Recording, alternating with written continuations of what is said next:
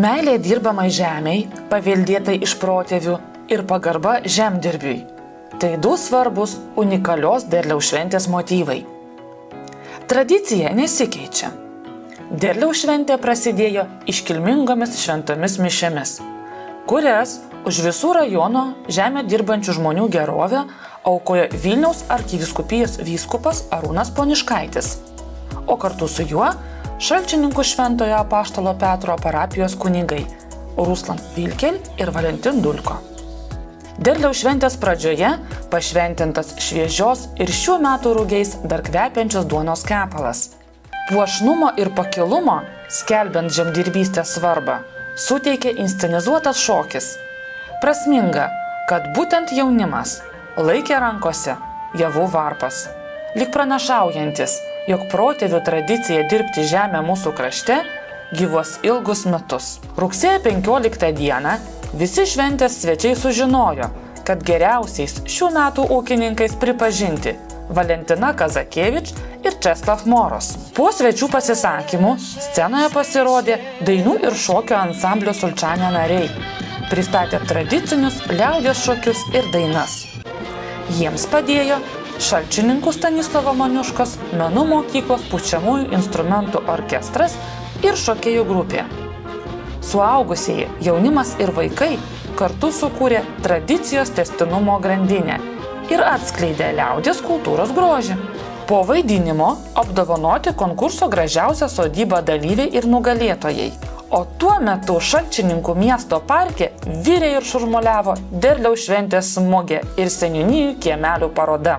Dieveniškių seniūnijos kiemelyje lankytojų akis traukė kilimas, pagamintas iš daržovių ir vaisių, o po škonių gražūs grūdų ir žolių paveikslai. Baltosios Vokės seniūnijos kiemelyje lankytojai galėjo pabandyti melžti karvę. Dainavos seniūnijos kiemelis viliojo grūdų kultūrų gausa ir įmantriomis figūrėlėmis. Kalesninkuose svečiai rinkosi prie šmaikščios fotosienelės, o butrimoniečiai reklamavo nepaprastą turistinį objektą – riedulį Rėžių kaime.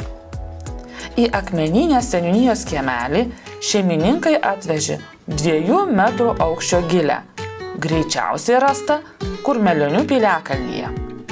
Pabarėje svečiai galėjo nusifotografuoti saulėgrąžoje, o Jašiūnuose pasijusti spalvingo drugelio dalimi. Turgeliuose sklido Paulavos Respublikos atmosfera. Gerviškių namų šeimininkės vaišino rūkytą žuvimi ir kvietė išbandyti šieno traktorių. Eišiškėse svečiai linksminosi su kaimo kapela, o Šalčininkai pristatė pasaką apie namų sodą, kviesdami žaisti žaidimą, kuriame karaliavo kukurūzai ir saulėgrąžos. Ką darė mūsų protėviai nuėmę derlių? Po sunkaus darbo laukuose jie šventė ir rengė vaišes, linksminosi ir džiaugėsi galėdami pailsėti. Būtent tai kvietė daryti antroji derliaus šventės dalis – koncertas.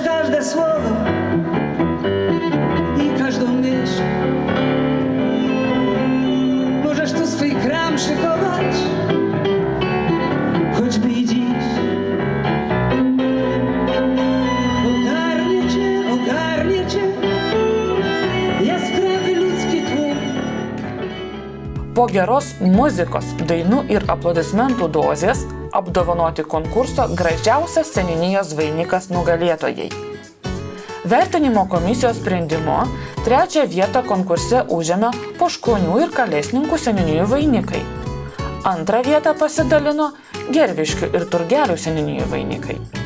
Gražiausiais pripažinti Akmeninės ir Jašiūnų seniūnijų vainikai. Prisimink, ką sakiau, kai skridom ten, kur aukščiau, kur niekas mūsų neras ir tik tai žvaigždės supras. Tai, ką mes turim, vien tik mūsų yra. Oh, yeah. Ir jeigu pareikėtų kristi, 1, 2, 3, aš užmerkiu akį. Kągi, derliaus šventė praūžė. Ji buvo išties puiki, išsaugojusi savyje tradicijas, o kartu nuolat atsinaujinanti ir šiuolaikiška. Iki pasimatymo kitoje derliaus šventėje.